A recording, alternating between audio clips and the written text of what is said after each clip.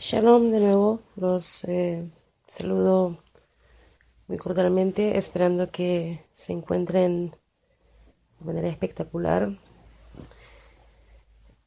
Besrat Hashem, hoy voy a tocar el tema de la profecía y cuál es su importancia y quién califica para ser un profeta. Antes de entrar en detalles de este shiur, primero quiero hacer una introducción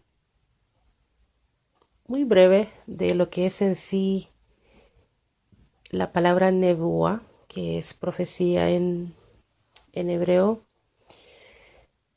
Antes de abrir un libro de cualquier tipo, como lectores generalmente tenemos ciertas expectativas basadas en el tipo de libro que hemos elegido. Por ejemplo, si vamos a leer un libro de historia, esperamos encontrar información histórica, mientras que si optamos por un libro de ciencia, esperamos encontrar hechos científicos, y ciertamente alguien que toma una novela espera encontrar drama, etcétera. Pero, ¿qué deberíamos esperar cuando abrimos un Humash? ¿Es un libro de historia de los judíos? ¿Es un libro de Halajá, o sea, las leyes que gobiernan nuestra vida? ¿Es el libro de filosofía el que discute la relación entre el hombre y Dios? Como el Humash es un libro de Nebuá, o sea, de profecía, sería lógico que el lector suponga que cada libro llevará un mensaje profético. Por lo tanto, para tener una mejor idea de qué esperar cuando leemos el Humash, primero debemos analizar qué significa la palabra Nebuá. La traducción popular de Nebuá, profecía, a menudo es engañosa, ya que generalmente se entiende como la capacidad de ver o predecir el futuro. Sin embargo, el Taná, predecir el futuro rara vez es la misión principal del profeta. En hebreo la palabra Niv, o sea, Nun, Yud, Vav, significa un refrán o, técnicamente hablando, el movimiento de los labios. Por ejemplo, en el capítulo 57 de Yeshayahu, Hashem es descrito como un Borei Niv Sebatayim. Él creó o realiza actos de creación con el movimiento de sus labios. Pueden referirse a Yeshayahu 57:19 y en su contexto ver Malachi 1:12. Por lo tanto, técnicamente hablando, la palabra nebuá se relaciona con el habla y por ello tiene más sentido entender a un naví como un portavoz de Hashem. En este sentido, cuando un naví habla a la gente, él está entregando el mensaje de Dios. Ciertamente, puede haber ocasiones en que su mensaje pueda incluir una predicción de ciertos eventos. Sin embargo, su trabajo principal es entregar el mensaje de Dios al hombre. Del mismo modo, un naví Baal es un portavoz del dios Baal, mientras que un naví Sheker es aquel que dice estar hablando en el nombre de Hashem, pero es, en cambio, lo que está inventando a sí mismo. En otras palabras, la Biblia usa la palabra naví en referencia a cualquiera que hable en nombre de cualquier dios. Vamos a ver aquí algo muy interesante de lo que sucede con Aarón en calidad de, vamos a decir, naví de Moshe. Para aclarar y probar este punto, vamos a traer el ejemplo de un uso muy interesante de la palabra naví que se encuentra al principio del capítulo 7 en Sefer Shemot. Recuerden que la historia de la zarza ardiente y cómo Hashem le había ordenado a Moshe que le diera su mensaje al faraón. Después de fracasar en su primera misión, en el capítulo 5, Hashem le ordena enfrentarse al faraón una vez más. Y Dios le dijo a Moshe: yo soy Dios, ve a hablar al faraón, rey de Egipto, todo lo que te hablo. Shemot 6:29. En otras palabras, Dios le está encargando a Moshe el trabajo de comenzar su portavoz. Luego observe cómo Moshe explica por qué cree que no es apto para ese trabajo. Pero Moshe apeló diciendo: Enani aral sefataim, he aquí, soy de los labios incircuncisos, es decir, habla impedida. ¿Y cómo escuchará o me comprenderá Faraón? Ver Shemot 6, 29, 30. Para resolver el problema de Moshe, Dios le proporciona a Moshe una solución, donde Aarón se convertirá en el portavoz de Moshe. Observe cómo la Torá usa la palabra Naví en esta descripción. Y Dios respondió a Moshe: Mira, te he nombrado Elohim para Faraón, pero Aarón, tu hermano, será tu Naví, es decir, Aarón se convertirá en el Naví de Moshe. Dirás a Aarón todo lo que te mando y Aarón, tu hermano, le hablará al Faraón. Debido a la queja legítima, de hecho, de Moshe, Dios ofrece una solución muy lógica. Moshe seguirá siendo el portavoz de Dios, pero ahora, debido a su problema de habla, el propio Moshe necesita un portavoz. Con ese propósito, Dios designa a Aarón para que se convierta en el adivino de Moshe, es decir, él hablará con el faraón, en nombre de Moshe. En el caso habitual de Nebuá, Hashem tiene un mensaje que debe ser entregado a la gente y por lo tanto necesita un consejo como su portavoz para transmitir ese mensaje. Ahora, el propio Moshe necesita un portavoz para entregar sus palabras al faraón, por lo tanto será como Elohim y Aarón será su inspiración. En resumen, la palabra Nebuá implica un mensaje de Dios al hombre, y el Naví se convierte en la persona que entrega ese mensaje. Por lo tanto, un Sefer de Nebuá debe ser un libro que entregue un mensaje de Hashem al hombre, entregado por su portavoz, el Naví. De esta manera, cuando estudiamos un libro de Nebuá, debemos esperar que contenga un mensaje de Hashem al hombre. Sin embargo, cuando leemos el Humash, ese mensaje a menudo no es muy explícito. En cambio, a menudo encontramos que se entrega un mensaje de una manera más implícita a través de un conjunto de historias y no necesariamente a través de un conjunto de comandos. El problema entonces se convierte en cómo desciframos ese mensaje de esas historias y cómo podemos estar seguros de que nuestra interpretación es correcta. A través de los siglos ha sido el objetivo de los rabinos y los grandes comentaristas intentar lo mejor que puedan descifrar el mensaje de Dios. Aunque hubo muchos enfoques y amplias variaciones de opiniones, la mayoría de los comentaristas comenzaron su estudio y basaron sus comentarios en una lectura crítica del texto, teniendo en cuenta los comentarios de las generaciones anteriores, a veces de acuerdo y otras argumentando. Nuestro argumento es que para apreciar mejor las obras de esos comentaristas y para poder hacer lo mejor que podemos con nuestra capacidad para comprender el mensaje de Dios, también debemos emprender primero una lectura crítica del Humash. Al compartir la misma experiencia de leer cuidadosamente cada historia y tratar de entender el flujo del tema y el tema subyacente que se desarrolla, aumentamos nuestras posibilidades de comprender adecuadamente los comentarios de las generaciones anteriores y con suerte podemos llegar a una mejor comprensión del mensaje de Dios a nosotros a través de sus Nevi'im, o sea, de sus profetas. Después de esa breve introducción, voy a entrar ahora en sí a lo que es este shiur.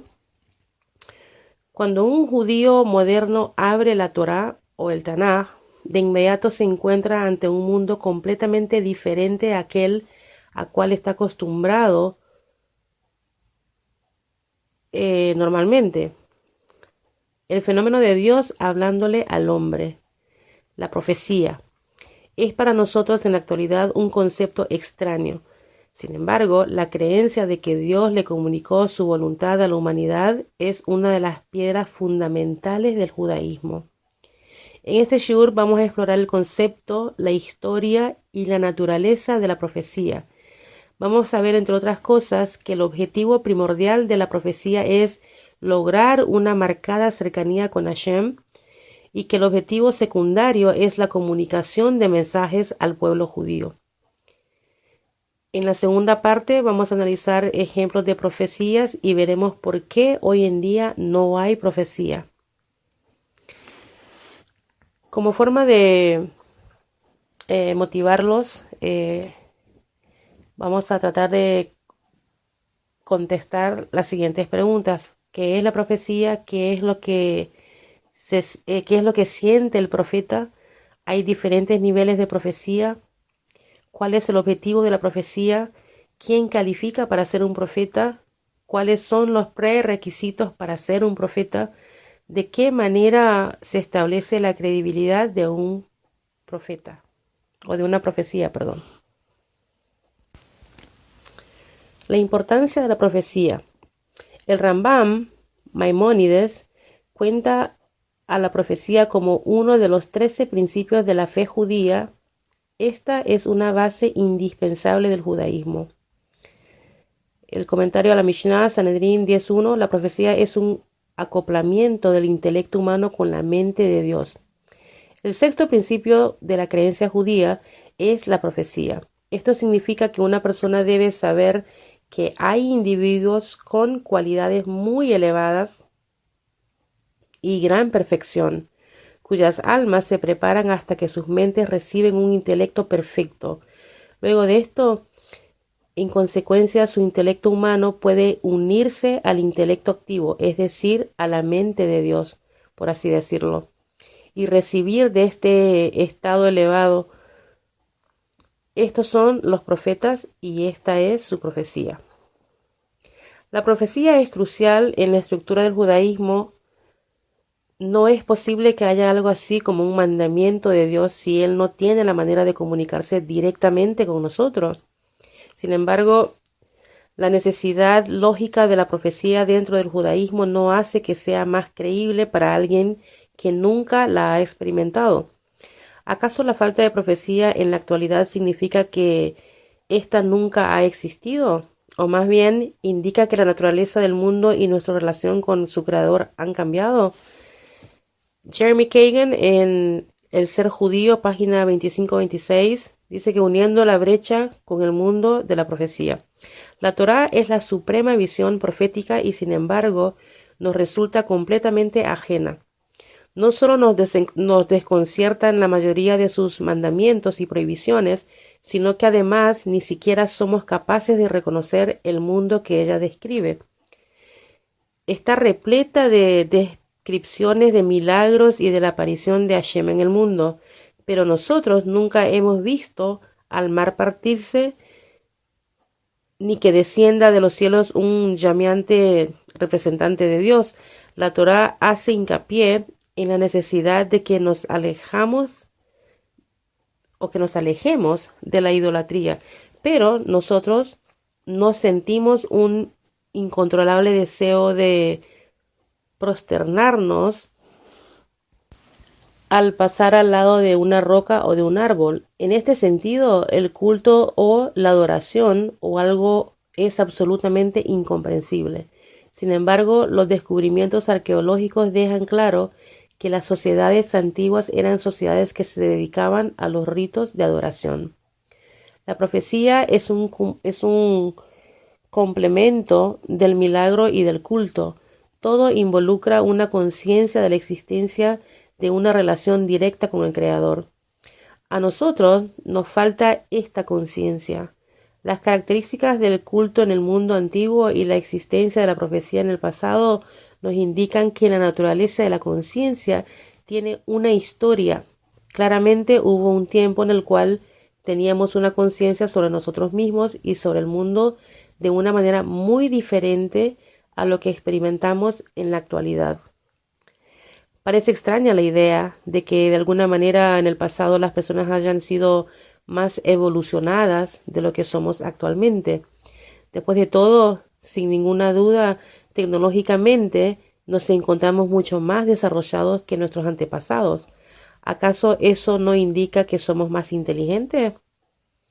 Por cierto que nuestro control sobre el mundo físico fue avanzado con el transcurrir del tiempo, pero nuestra conciencia sobre el mundo espiritual fue declinando de manera proporcional con el progreso tecnológico. El Talmud Babilí, es el Talmud de Babilonia, Shabbat 112b, el descenso de los niveles espirituales con el correr del tiempo. Rab Zeira dijo en nombre de Rab Barzimuna: si las generaciones pasadas eran como ángeles, entonces nosotros somos como personas. Si ellos eran como personas, nosotros somos como asnos.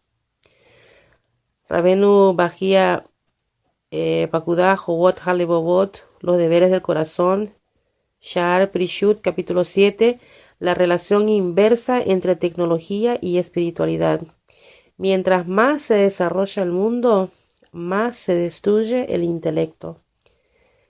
Nuestro análisis de la profecía debe ir acompañado de humildad. Las personas en el mundo antiguo pueden no haber estado tan desarrolladas desde el punto de vista tecnológico, tal como nosotros en la actualidad, pero ellos poseían una sensibilidad hacia el mundo espiritual que hoy en día no poseemos. ¿Qué es la profecía? Vamos a describir el fenómeno de la profecía, qué es lo que se siente y por qué se usó. También diferenciaremos entre la profecía de Moshe, es decir, la Torá, y la visión de otros profetas en la historia judía. La naturaleza de la profecía. Ramjal, Rab Moshe Haim Lusato, Dere Hashem 334. La profecía es un estado de ser ligado a Dios. La profecía es un grado de inspiración en el cual un individuo llega a un nivel en el cual literalmente se une a sí mismo a Dios de tal manera que de hecho puede sentir esa unión. Entonces puede comprender con claridad que aquel a quien está unido es Dios. Esto se siente con absoluta claridad, con una conciencia que no deja lugar a ninguna duda. La persona está tan segura de esto como si se tratara de un objeto físico que está observando con sus sentidos físicos. El principal concepto de la verdadera profecía es, por lo tanto, que una persona viva logra tal unión y apego con Dios. Y sin embargo, a pesar de esto, a menudo está acompañado por cierta información o aclaración. A través de la profecía, la persona puede acceder al conocimiento de muchas verdades elevadas que se encuentran entre los misterios ocultos de Dios. Ramjal Da'at Tebunot 1.77. La profecía es el conocimiento de Dios que se logra a través de una parcial revelación de su gloria. La profecía es el conocimiento y el logro de Dios porque Dios le da algo de su gloria al profeta. Aquel que llega a la profecía lo entiende en su nivel, porque los profetas no tienen la capacidad de ver la gloria de Dios tal como realmente es, sino que cuando la gloria se les revela, crea imágenes de profecía en sus corazones. El estado profético. ¿Qué es lo que un profeta oye y ve? El Rab Yeshaya Hurwitz, Shelah, Introducción a Zara Ma'amarot, una experiencia extracorporal.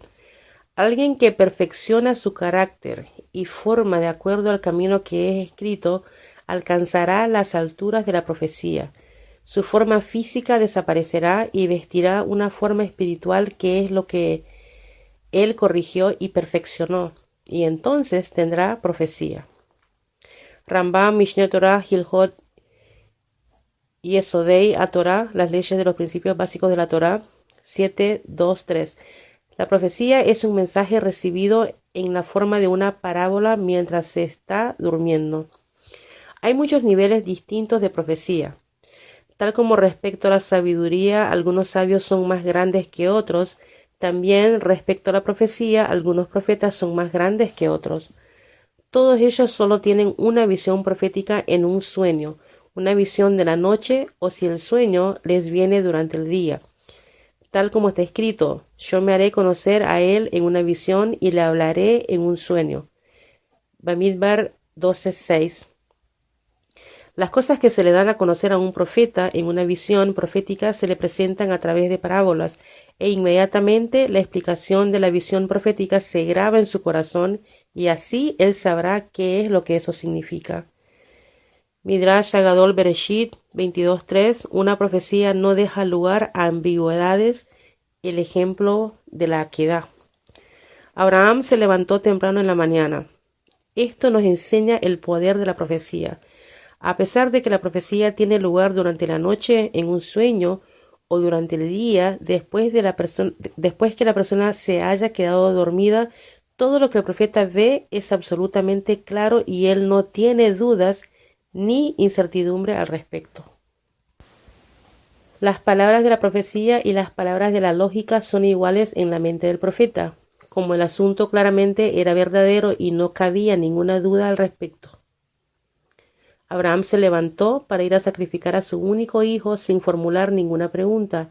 Él no se preguntó si su profecía era verdadera o simplemente había sido un sueño falso. El objetivo de la profecía. Tal como lo ilustra la primera fuente que ofrecemos a continuación, la profecía fue algo muy generalizado a través de la historia judía. Además de los libros de los profetas en el Tanaj, hubo cientos de miles de personas que llegaron al nivel de un profeta. Esto despierta una pregunta. ¿Cuál era el propósito de la profecía si no era simplemente transmitir un mensaje a la humanidad? El objetivo primordial de la profecía era lograr una elevada cercanía con Dios. El objetivo secundario era transmitir mensajes al pueblo judío. Talmud Bavli, Megilá 14a. Hubo muchos profetas, pero en el Tanaj se incluyeron solo aquellos que tenían un mensaje para las generaciones futuras. Hubo muchos profetas, tal como se nos ha enseñado.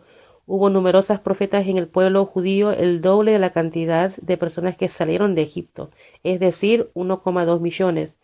Aquellas profecías que eran relevantes para las generaciones futuras fueron registradas en las escrituras. Las que no lo eran no fueron registradas. Rashi 14a. Los profetas guiaban al pueblo para hacer teshuvá y le enseñaban las leyes judías. Los profetas eran necesarios para las generaciones futuras para guiarlas a mejorar,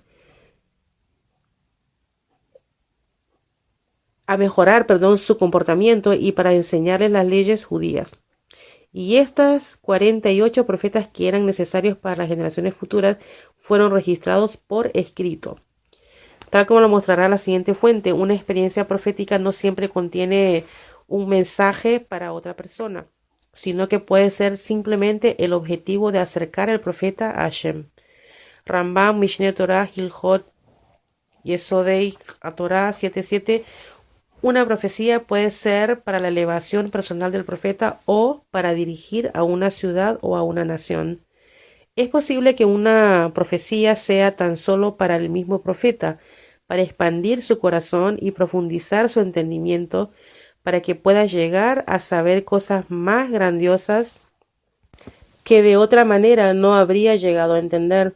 Y es posible que la profecía haya sido enviada para uno de los pueblos del mundo o para los habitantes de determinada ciudad o reino, para informarles qué es lo que ellos deben hacer o para evitar que continúen comportándose de una manera malvada. En Mahamar 3, incluso las leyes racionales de la Torá contienen una profundidad que sin la profecía no nos hubiera sido accesible.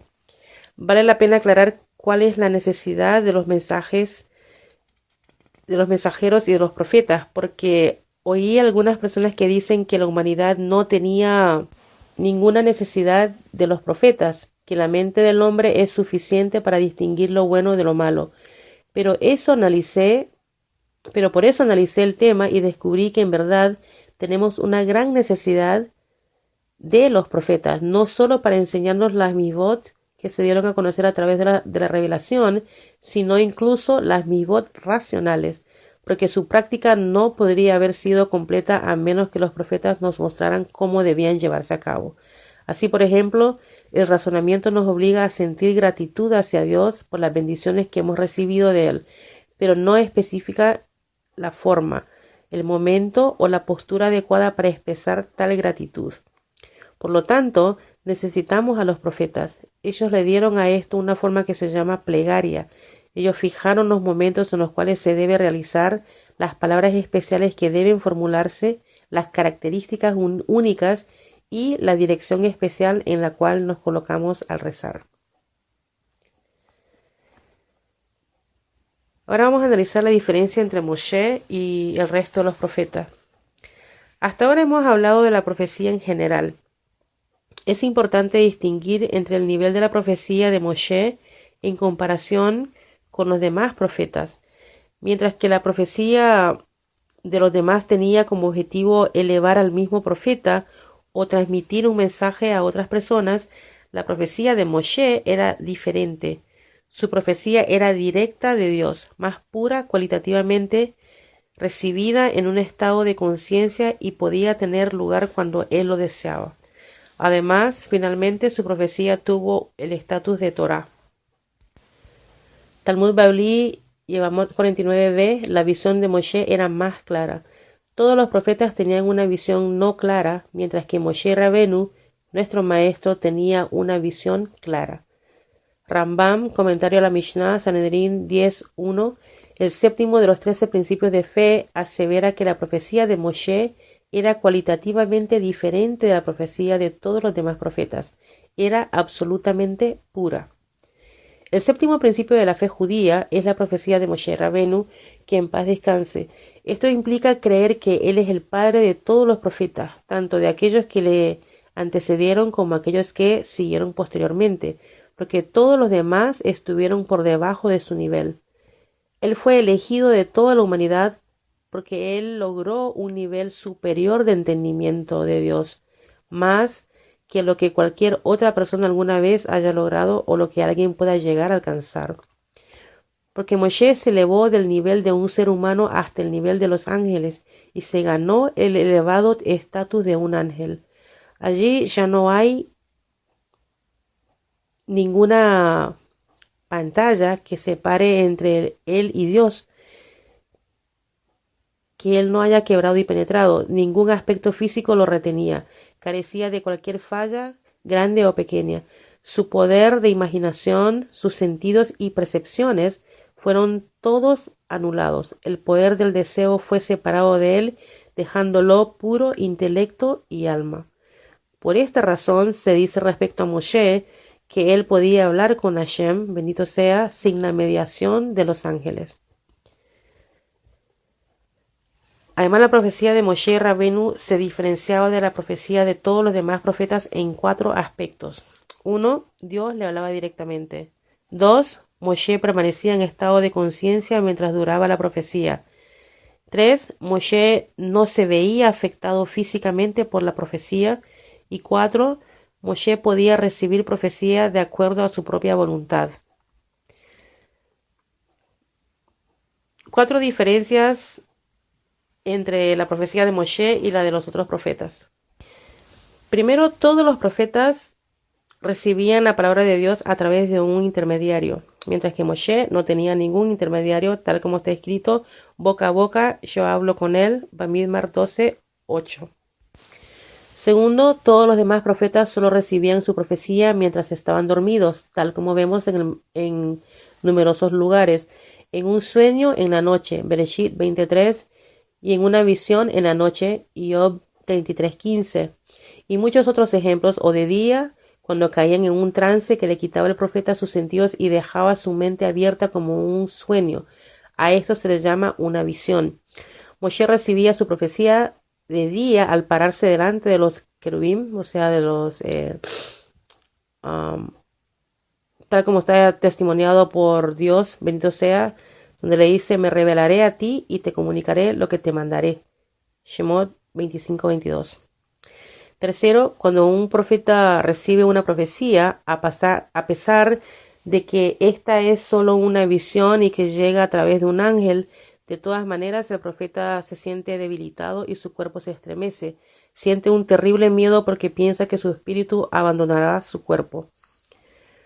Pero con Moshe no era así. Por el contrario, la palabra llegaba a él y no experimentaba ningún temblor ni temor. tal como está escrito, y Dios habló con Moshe cara a cara, tal como una persona habla con su amigo. Shemot 33:11.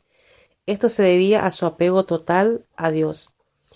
Cuarto, todos los demás profetas no podían recibir la profecía cuando ellos lo deseaban, sino tan solo cuando Dios, bendito sea, así lo quería. El profeta podía esperar días o años y la profecía podía no llegarle.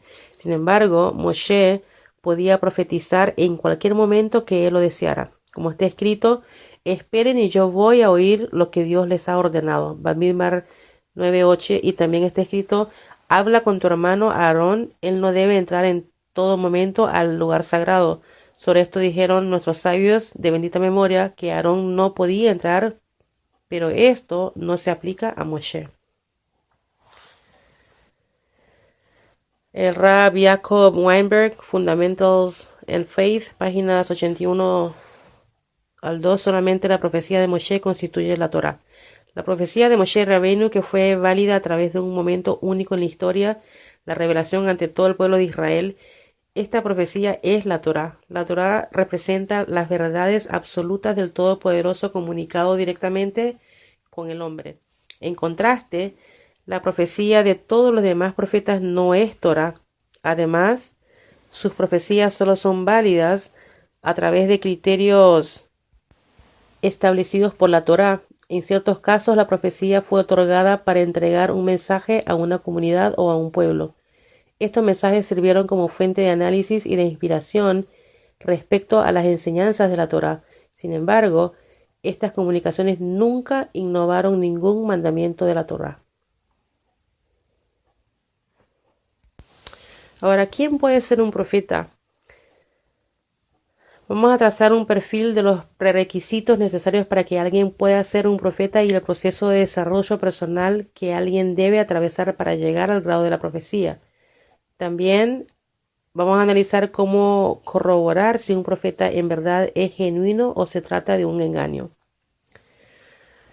Desde la época del del Mishkan, la profecía estuvo restringida a los judíos con excepción de Bilam, cuya profecía en última instancia fue para el beneficio del pueblo judío. Bamidbar capítulo 22-24. La profecía tenía lugar en la tierra de Israel, excepto en los casos en los cuales un profeta inicialmente había recibido profecía en la tierra de Israel y subsecuentemente fuera de Israel. Sifri de Barim 18:15, solo en la tierra de Israel y solo los judíos. Un profeta entre ustedes, entre tus hermanos, hará surgir para ti el Eterno tu Dios, a él sí le escucharás. De Barim 18:15. Un profeta entre ustedes, incluyendo a alguien de afuera de la tierra de Israel, entre tus hermanos, excluyendo a los otros pueblos. El Midrash Sifri, Zuta 35-33, la profecía requiere que los judíos habiten en la tierra de Israel. Rabí Nahorai dijo, porque yo soy el Eterno. Tal vez puedes pensar que la presencia divina habita incluso fuera de la tierra, pero por esto dice, en la tierra. Tal vez la presencia divina habita en la tierra cuando los judíos están en el exilio. Por eso dice entre los hijos de Israel, es decir, en una época cuando ellos están en la tierra y no cuando se encuentran fuera de ella.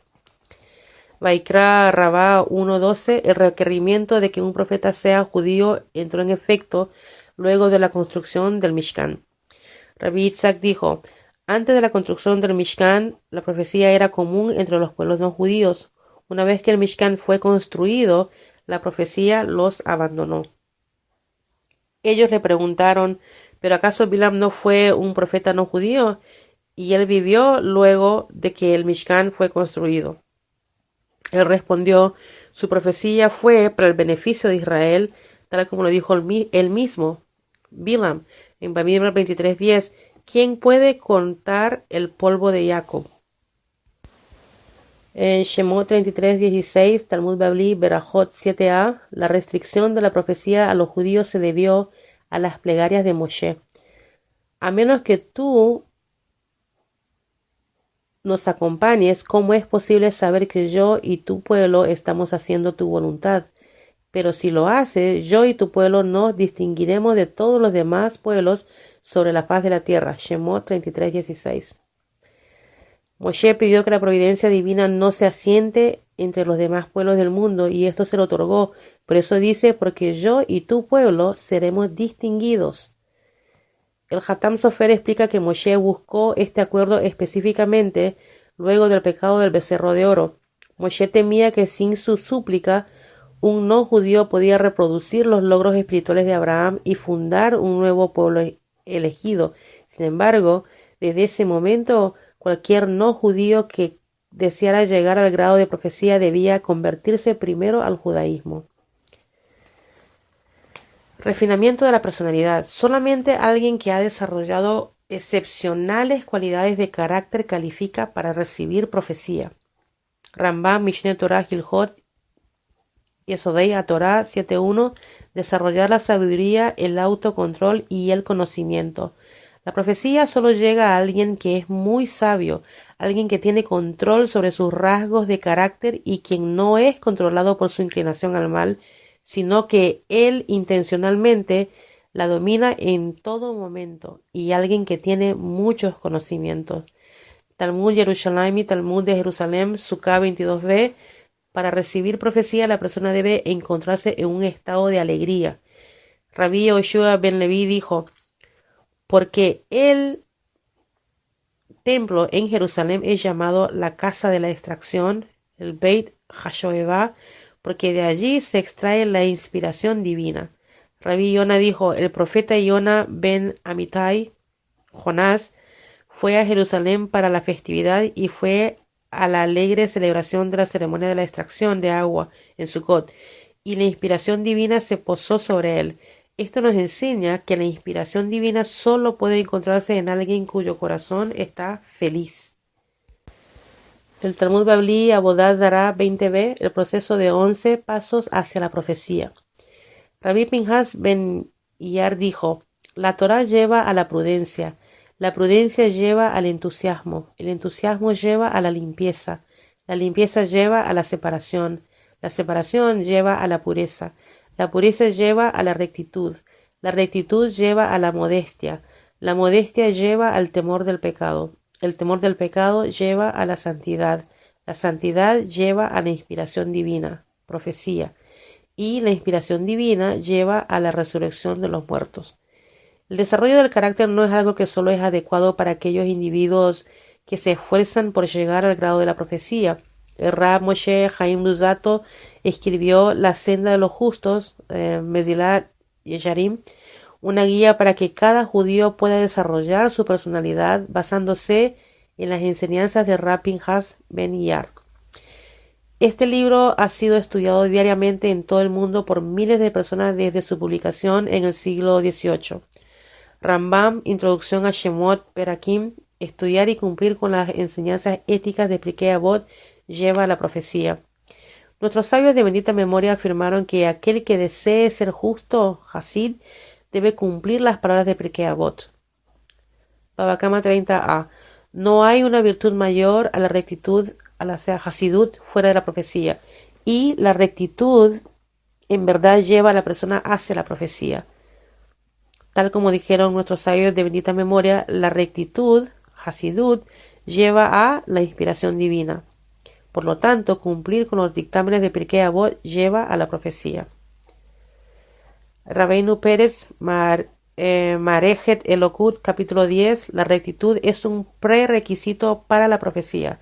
De acuerdo a la manera en la cual hemos explicado la esencia del hombre, la persona inteligente entenderá que cuando un hombre es recto, o sea, un sadik, es adecuado para recibir la profecía y vivir una existencia eterna porque se ha vuelto semejante a Hashem.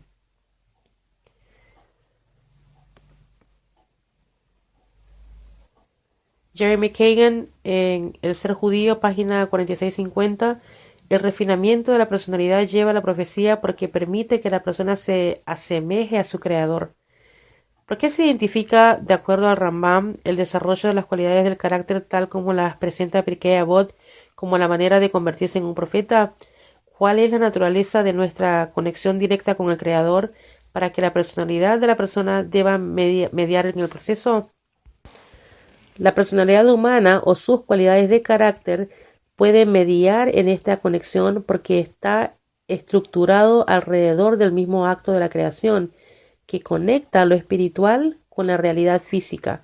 Tal como un acto de creación completo solo se inicia por un deseo de entrega desinteresada, así también la base del refinamiento de las cualidades personales es un deseo de dar y de relacionarse con los demás.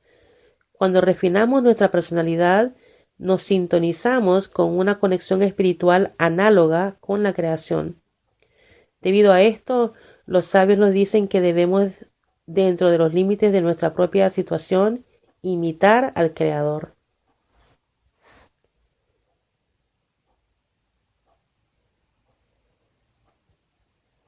El Rab Haim Beloshin Nefesh Haim 1.6 dice que cumplir las misbot de la manera adecuada es un prerequisito para que la presencia divina pueda posarse sobre una persona. Cuando una persona cumple las misbot a la perfección, teniendo en cuenta cada detalle y cada matiz esencial al acto, agregando a esto pureza y santidad de los pensamientos, la gloria de Dios siempre se posará sobre ella. Ahora, ¿cómo se establece la credibilidad de las predicciones? La mayoría de las personas consideran que el rol de un profeta es predecir el futuro. Como hemos visto, el principal objetivo de un profeta es desarrollar una cercanía con Dios. Sin embargo, la habilidad de un profeta de prever el futuro es un punto crítico para verificar su credibilidad como un mensajero de Dios. Rambam Mishneh Torah Hilhot Yesodei Torah 10.1.3. Un profeta es probado repetidamente para corroborar la fidelidad de sus predicciones. Cuando llega una persona que es adecuada para la profecía en el servicio de Dios y no intenta agregar ni quitar a la Torá, sino más bien servir a Dios en el cumplimiento de los mandamientos de la Torá, no le pedimos que parta el mar, que reviva a los muertos, etc. Y solo entonces le creemos. Por el contrario, le decimos, si eres un profeta, dinos cosas que ocurrirán en el futuro. Él lo hace y esperamos para ver si sus predicciones se cumplen. Si lo que él dijo no ocurre, incluso si falta de cumplirse tan solo un pequeño detalle, entonces se sabe que es un falso profeta. Pero si se cumplen todas sus palabras, entonces lo consideramos un profeta fiel. Se lo prueba muchas veces y si todas sus palabras son confiables, entonces lo consideramos un profeta verdadero. ¿Acaso los astrólogos y los magos no predicen también el futuro? ¿Cuál es la diferencia entre ellos y un profeta? La diferencia es que con los astrólogos, los magos y otros semejantes a ellos, algunas de sus palabras se cumplen y otras no. Pero en el caso de un profeta, todas sus palabras se cumplen como está escrito, y nada de la palabra del Eterno caerá a la tierra, es decir, ninguna palabra quedará sin cumplirse. Melahim 2:10. El hecho de realizar milagros confirma la validez de alguien que previamente era considerado digno de ser un profeta. Cuando un profeta es enviado a profetizar al pueblo, se le otorga una señal y una maravilla para probarle al pueblo que verdaderamente Dios lo ha enviado. Esto no quiere decir que se considere que todo el que realice señales y maravillas sea un profeta.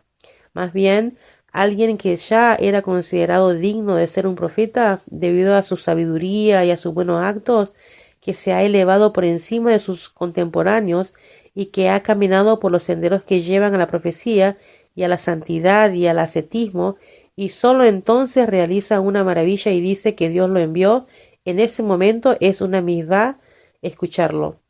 Tal como fue dicho, a él lo escucharán. Devarim 18:15. Talmud Babli, Sanedrín 89b. Una vez que se han establecido las credenciales de un profeta, él ya no necesita probar su fidelidad. La Mishnah afirma que alguien que ignora las palabras de un profeta es castigado. La Gemara pregunta, ¿cómo puede uno saber que se trata de un profeta verdadero? Que él será castigado por su causa. Él da una señal y esta ocurre en la realidad. Pero en la historia de Mijá, él no dio ninguna señal y sin embargo aquellos que lo ignoraron fueron castigados. El caso de un profeta que ya está establecido como tal es diferente. El Rambam escribe que una profecía de eventos perjudiciales no necesita cumplirse, pero una profecía de un futuro próspero debe cumplirse. Rambam, introducción a la Mishnah, una profecía de un evento negativo que no se cumplió no indica a un falso profeta, pero una profecía buena que no se cumple sí revela a un falso profeta. Hay un tema muy importante que requiere clarificación. Si la profecía de un profeta predice hechos dañinos que las personas se merecen debido a su comportamiento y él, por ejemplo, predice que habrá hambruna o guerra y estos hechos no ocurren y las personas son perdonadas y el tiempo transcurre pacíficamente, esto no indica que se trate de un profeta falso y que merezca la pena de muerte, puesto que Dios transigió en el mal, porque es posible que las personas se hayan arrepentido o que Dios haya suspendido el decreto en su gran misericordia o que haya propuesto el castigo para otro momento o que Dios los haya perdonado debido a actos buenos que realizaron previamente. Sin embargo, si el profeta promete que acontecerá un evento afortunado en un momento específico, por ejemplo, dice que el próximo año será pacífico y entonces ocurre una guerra, o dice que ese año habrá lluvias y bendición y ese año no llueve y hay una gran hambruna o cosas similares, entonces es un falso profeta. Porque si Dios promete a través de un profeta buenas cosas para el pueblo, por cierto, Él va a cumplir su promesa para demostrar la verdad de su profecía a la humanidad. Los límites de la autoridad, ejemplos de profecía y la profecía en la actualidad. En la primera parte de este shiur hicimos una introducción respecto a cuál es el propósito de la profecía y la naturaleza, de quienes la poseen. En esta sección vamos a investigar la profecía en mayor profundidad. Vamos a ver que, aunque la profecía proviene de una fuente superior, la autoridad de un profeta era únicamente respaldar la Torá, no cambiarla. En segundo lugar, vamos a demostrar algunos ejemplos de profecía de Tanaj y finalmente también vamos a explorar la historia y el futuro de la profecía, explicando las razones por las cuales actualmente no hay profecía y cuándo podemos esperar su resurgimiento. Los límites de la autoridad de un profeta. El hecho de que un profeta transmitía la voluntad de Dios puede llegar a representar un desafío respecto al alcance y al poder que tiene para conducir al pueblo judío. ¿Acaso un profeta puede agregar o quitar de las leyes de la Torá? ¿Qué pasa si lo hace solo de manera temporaria? Vamos a investigar el alcance y las limitaciones de la autoridad del profeta. Agregar o quitar de la Torá. Devarim 13, 1 al 5 dice que el profeta no puede ir en contra de Dios. Es suficiente que observes cuidadosamente todo lo que yo te mando hacer, sin agregar ni quitar nada. Esto es lo que debes hacer. Cuando se presente un profeta o una persona que haya tenido visiones en su sueño, puede llegar a presentarse con una señal o un prodigio, y en base a dicha señal o prodigio decirte, vayamos detrás de otros dioses y sirvámoslos, no escucharás las palabras de tal profeta o soñador. Será una prueba del Eterno tu Dios para ver si realmente lo amas con toda tu alma y con todo tu corazón. Seguirás al Eterno tu Dios, le temerás, observarás sus mandamientos, lo obedecerás y servirás, y entonces podrás apegarte a él. Talmud Babli, Megilá 14a, los profetas no pueden agregar ni quitar nada de la Torá. Los sabios enseñaron que el pueblo judío ha tenido 48 profetas y 7 profetisas, y estos no quitaron ni agregaron nada de lo que está escrito en la Torá, salvo la lectura de la Megilá. Todos los decretos de los profetas tienen cierta base en la Torá. Sus leyes fueron instituidas para reforzar o salvaguardar las leyes existentes. Por ejemplo, el profeta Yeshayahu agregó las leyes específicas para realizar el ambiente especial del Shabbat a través de de nuestra conversación, movimientos y actividades. Esto lo podemos ver en Yeshayahu 58, 13 al 14. Incluso la Megilá Esther fue agregada solo después de que los sabios encontraron en la Torá un fundamento para hacerlo. Rab Haim Bolotzin Nefesh Haim 1.22 dice que la misma de leer la Megilá Esther solo fue agregada después de encontrarse una fuente adicional en la Torá que enseñaba la destrucción de Amalek. Esther fue una de las 7 profetisas, y no obstante, ella pidió permiso a los sabios para incluir la lectura de la Megilá Esther como una misvá para las generaciones futuras. Lo mismo con respecto a la institución del día de Purim. Los sabios respondieron en Mishlei 22:20, no se los escribí en el Taná 3 veces, es decir, las fuentes en las escrituras que indican la destrucción de Amalek, pero no 4 fuentes, hasta que hallaron una cuarta fuente enseñando respecto a la destrucción de Amalek, la cual ellos utilizaron como fuente para instituir estas nuevas misbot rabínicas, según está escrito en el Talmud Megilá 7a. Suspensión temporaria de las leyes de la Torá. Rambam, Mishneh Torah, Hilhot y Sodei Torah, capítulo 9.3. La excepción a la regla. Un profeta reconocido puede suspender las misbot de manera temporaria. Similarmente, en caso de que un profeta reconocido como verdadero nos ordene transgredir uno o muchos de los mandamientos de la Torá, ya sea de los más estrictos o de los menos, pero solo como una práctica temporaria, entonces debemos escucharlo. Así aprendimos de nuestros antiguos sabios que debemos escuchar a un profeta, cualquiera sea el mandamiento que él nos diga transgredir, tal como ocurrió con Eliahu en el Monte Carmel, excepto que nos diga transgredir la prohibición de practicar idolatría. Esto es así siempre y cuando que nos ordene transgredir solo de manera temporaria, tal como lo hizo Eliahu cuando ofrendó sacrificios fuera de Jerusalén, la ciudad elegida para este objetivo. Eliahu Anabí ofrendó sacrificios fuera del templo de acuerdo a las instrucciones que le fueron dadas por Dios a fin de desacreditar a los falsos profetas de Baal. Talmid Babli, Sanedrín 90a, ningún profeta puede ordenar la idolatría. Rabí Abahu dijo en nombre de Rabí Yohanan al respecto: si un profeta te ordena transgredir los mandamientos de la Torá, has de obedecerlo con excepción de la idolatría. En tal caso, aunque él haga que el sol se detenga en medio del cielo, no lo escuches. Algunos ejemplos de profecía. Como mencionamos anteriormente, las profecías registradas en la Biblia para la posteridad poseen un mensaje eterno. A continuación citamos algunas profecías que se han hecho realidad en el curso de la historia judía. La eternidad del pueblo judío. Profecías relativas a que el pueblo judío siempre existirá. Vaikra 26, 44, 45. Dios no rechazará a su pueblo ni siquiera en el exilio. Aun cuando estén en tierra enemiga, no los rechazaré ni los despreciaré.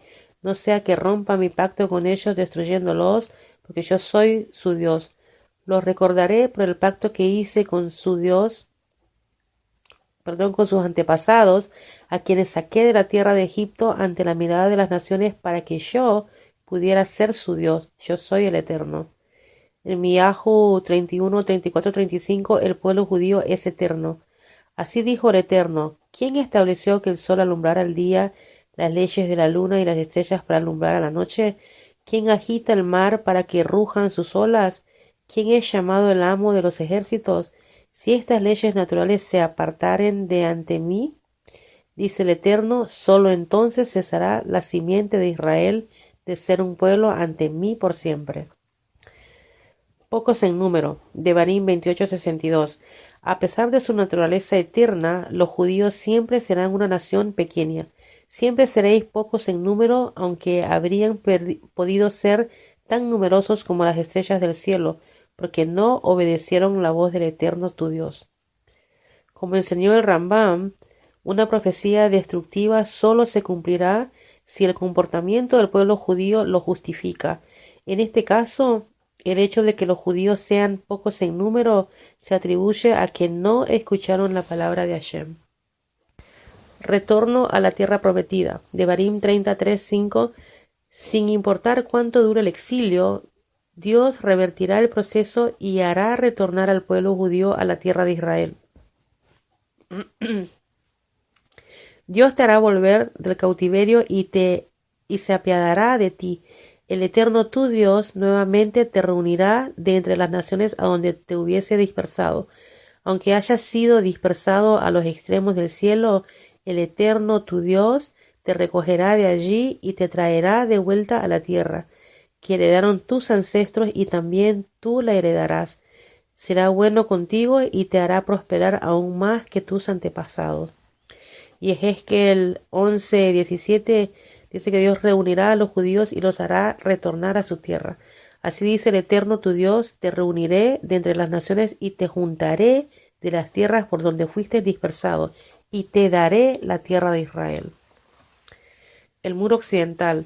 Dice el Midrash que el muro occidental siempre estará en pie. Midrash Shir Hashirim, Rabá 2:26. El muro occidental siempre existirá. He aquí, el Dios está detrás de nuestro muro. Shir Hashirim 2:9. Detrás del muro occidental del templo, ¿qué tiene de especial el muro occidental? Que Dios juró que jamás será destruido. Ahora, ¿por qué hoy día no hay profecía? Vamos a analizar las razones por las cuales terminó la profecía y cómo fue sustituida por la sabiduría que se obtiene del estudio de la Torá. ¿Cuándo y cómo finalizó la profecía? Antes y durante la época del primer templo, la gente experimentó un fuerte impulso por la trascendencia, como tanto para la idolatría como para la profecía. Cuando la idolatría llegó a un punto desenfrenado, llevando a la destrucción del primer templo y el exilio de los judíos de Israel, los sabios de la época trataron de eliminar dicha tendencia. Esto significa que cesó la práctica de la idolatría. Hasta hoy en día sigue siendo una característica de diferentes culturas, sino que murió la intensa tendencia psicológica por ejercerla. Talmud Babli Sanedrín 102b. No podemos subestimar la influencia de la tendencia a practicar la idolatría. Entonces el Rab Ashi le preguntó al rey Menashe: ¿por qué, siendo tan sabio, practicabas la idolatría? Él le respondió: si hubieses estado allí, habrías recogido el ruedo de tu ropa para correr más rápido detrás de mí.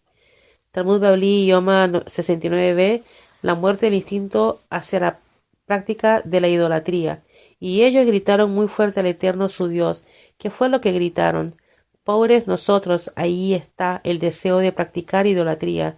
Quien destruyó el santuario, quemó el templo, mató a los rectos, condujo a todo Israel al exilio y aún sigue bailando alrededor nuestro. Seguramente nos lo diste para que fuésemos recompensados por él venciendo el deseo. No lo queremos a él ni la recompensa que oculta. Luego cayó del cielo una tabla sobre la cual estaba grabada la palabra verdad. Ordenaron un ayuno de 3 días con sus noches y de esta manera se rindió ante ellos. Salió del santo santuario como un fierro cachorro de león. Después el profeta le dijo a Israel: este es el malvado deseo de practicar la idolatría. El Gaón de Vilna, comentario sobre el Seder Olam Rabbah, capítulo 30, dice que el cese de la profecía correspondió con la terminación del instinto natural hacia la práctica de la idolatría. La profecía cesó cuando mataron al instinto del mal para la idolatría. La gente poseía un instinto natural hacia la idolatría. Al eliminarse dicho impulso, también cesó la profecía. ¿Cuál es la relación entre la idolatría y la profecía? Rabbi Akiva Tatz, La máscara del mundo, página 134-135, dice que en la psique humana la idolatría y la profecía provienen de la misma fuente. El Talmud relata que el instinto humano hacia la idolatría fue eliminado por los hombres de la Gran Asamblea.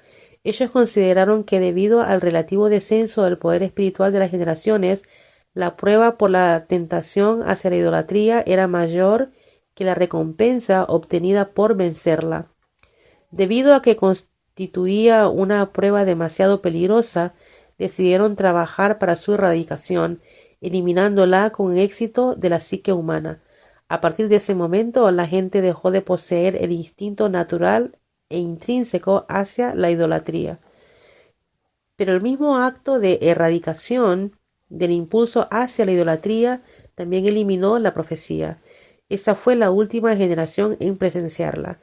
¿Qué relación existe entre profecía e idolatría? ¿Por qué deben existir y eliminarse juntas? La respuesta es que ambas ideas se relacionan con la trascendencia. La mente humana y la Neshama ansían trascender los límites de lo infinito y de lo físico, lo cual en esencia es posible.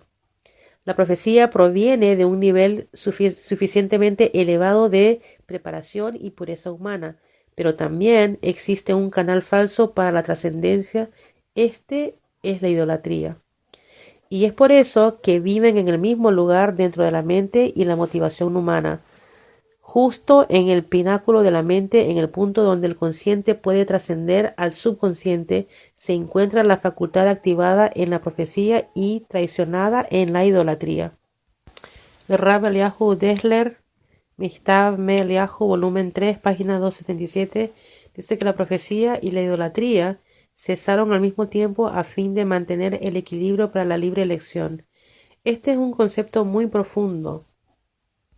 Los hombres de la gran asamblea vieron que era necesario esforzarse con todo su poder espiritual para eliminar de Israel el instinto del mal hacia la idolatría.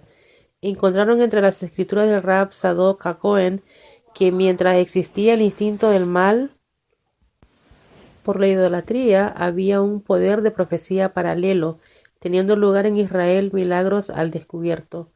Dios los hizo a uno en correlación con el otro. Siempre debe existir un equilibrio entre las fuerzas de la santidad y de la impureza espiritual. Mientras existía la profecía mediante la cual la gente podía lograr una fe tangible, también tangibles fuerzas de impureza trabajando al lado del instinto del mal, como el espíritu de la falsedad, propagados por profetas de Baal, la magia, la brujería, etc. Este equilibrio existía para mantener la libre elección. Por eso vemos que cuando fue eliminado el impulso hacia la idolatría, a comienzos de la época del Segundo Templo, el pueblo judío perdió también el poder de la profecía. Talmud Bavli, Sotá 48b, aun cuando en nuestros días es posible que el hombre se eleve al nivel del profeta, su condición general no le permite profetizar. Al fallecer Haggai, Zacarías y Malají, la inspiración divina se alejó de Israel. No obstante, utilizaron la voz celestial, Bat Kol. En una ocasión, algunos rabinos se encontraban reunidos en la recámara en el segundo piso de la casa de Guriá en Jericó, escucharon una voz celestial que anunciaba: entre ustedes hay un hombre que merece que la Shekinah se pose sobre él, pues podría ser profeta, pero su generación no lo merece. Todos miraron a Gilel, el anciano, y a su muerte lo alabaron. Pobre hombre justo, pobre hombre humilde, discípulo de Ezra. Aquí vemos que la sabiduría reemplaza la profecía, correspondiendo con la caída de la idolatría y el dominio de Grecia en la mayor parte del mundo. Dentro del mundo judío, la caída de la profecía tuvo lugar paralelamente con el florecimiento de la tradición oral. Durante este período comenzaron a surgir los sabios de la Mishnah. Comenzó entonces una nueva etapa en la historia del pueblo judío, en la cual el profeta fue reemplazado por el sabio. Talmud Bavli Baba Batra 12a con Ramban, Nachmanides. El nivel del sabio es más elevado que el del profeta, puesto que mientras que el camino de la profecía cesó, el de la sabiduría permanece intacto. Rabí Ad-Dimi de Haifa dijo: desde el día de la destrucción del templo, la profecía le fue quitada a los profetas y entregada a los sabios. Pero ¿acaso los sabios mismos no son profetas? Esto es lo que quiso decir. aunque la profecía fue eliminada de los profetas, no le fue quitada a los sabios. Amimar dijo, el sabio es más grande que el profeta. Rambam dice que el Talmud quiso decir que aunque la profecía de los profetas, es decir, en visiones, fue eliminada, la de los sabios, el camino de la sabiduría, no fue eliminado, sino que más bien conocen la verdad a través de la inspiración divina que tienen internamente.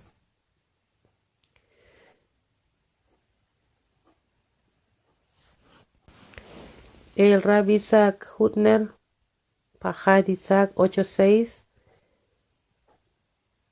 página 88-89, dice que la sabiduría reemplaza a la profecía porque ofrece un nuevo conocimiento de Dios apropiado para la situación de estar en el exilio.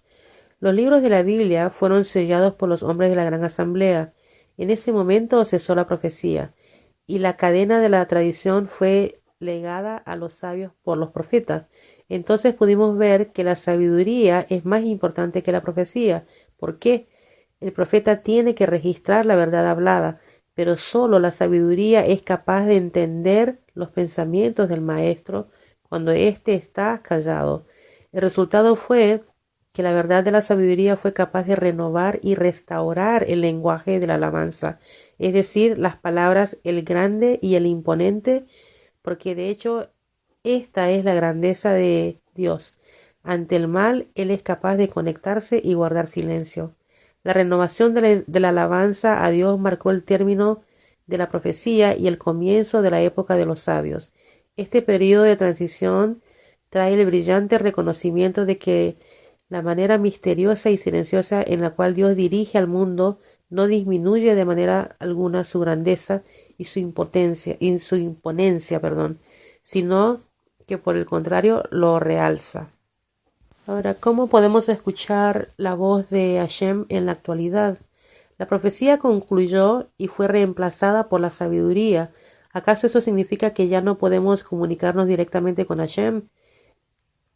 Vamos a ver que hoy en día, en lo más profundo de nuestras almas, todavía poseemos la capacidad de escuchar la voz de Hashem. Pirkei Avot 6.2 dice que la voz de Dios transmite un mensaje a todo el mundo. Rabbi Yoshua ben Levi dijo, todos los días sale una voz del monte Sinaí diciendo, pobre de ellos el pueblo por insultar a la Torá. Diariamente se envían mensajes celestiales y nosotros tenemos la capacidad de escucharlos. La Mishnah enseña específicamente que el monte Sinaí es testigo eterno de la entrega de la Torá al pueblo judío. La declaración de Dios en la Mishnah anterior indica que se siente insultado por quienes no toman en serio esta gran herencia. El Baal Shem Tov, Parashat Bejucatai 9, dice que la mente recibe la transmisión desde el monte Sinaí. En relación a esta proclamación de Dios en la fuente anterior, es difícil entender si es útil porque no se escucha. La proclamación se encuentra en el campo del pensamiento y por eso no hay persona malvada que no sienta murmullos de arrepentimiento en sus pensamientos al escuchar la proclama. Rab Simha Sizel Ziv, Asaba Mikelm, Hofnau Masar 2, 179, dice que la transmisión crea agitaciones de arrepentimiento y es una forma de profecía. Estamos obligados a revelar el secreto. El espíritu de la profecía está enterrado dentro de cada judío. El reconocimiento invade su alma y la creencia está firmemente enraizada. Todos los días una voz celestial, un Bat Kol, emite desde el monte Horeb, monte Sinaí, Avot 6.2, no en el monte Horeb, sino dentro de mi corazón y el corazón de todo Israel fluye una voz celestial con la creencia del monte Horeb. Por lo tanto, cuando una persona se despierta un poco de su adormecimiento espiritual, la voz se hace audible en su corazón. Esta es una verdadera profecía que se encuentra en el corazón de cada persona, aun cuando sus labios hayan casi olvidado el nombre de Hashem. Cuando se despierta, aunque sea un poco, comienza a sentir la voz de la profecía dada desde las alturas. Para creer en Dios, afirmar sus leyes e invocarlo. Considero que literalmente esta es la apertura de los portones de la profecía en esta huérfana generación. Oh Eterno, qué maravillosos son tus caminos. Bamidbar Rabá 15:25, En un futuro el pueblo judío recuperará la profecía. Dios dijo, en este mundo ciertas personas profetizan. En el mundo venidero todos los judíos serán profetas. Como dice el versículo, y sucederá que derramaré mi espíritu sobre toda carne y tus hijos e hijas profetizarán. Y Joel 3:1. Y aquí termino esta clase sobre la profecía, esperando siempre que sea de bendición y siempre incitándolos a crecer espiritualmente, cumpliendo la misma, cumpliendo lo que está estipulado en la Torah. Solo así vamos a poder llegar a estos niveles espirituales. Hashem los bendiga, que tengan un día maravilloso.